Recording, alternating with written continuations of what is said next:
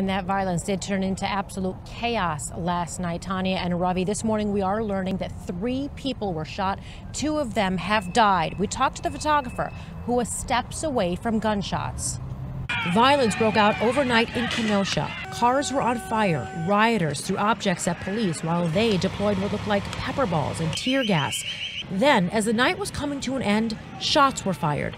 Brendan Gutenschwager is an independent journalist who has been covering the riots and the peaceful protests in Kenosha since Monday.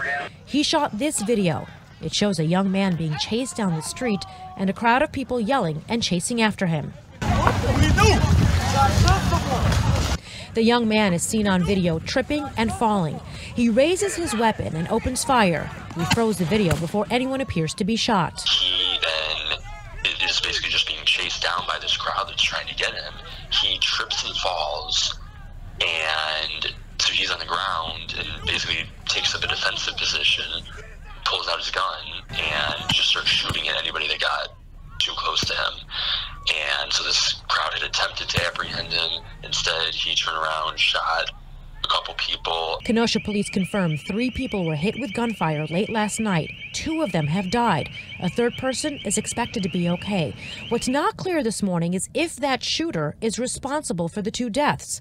Brendan watched and filmed and says that same young man walks past authorities in law enforcement vehicles. He just basically kept walking, walked right up to them with this, still armed, still, out in the open like that. I could hear the cop yelling, saying, "Get back from the car, get back from the car."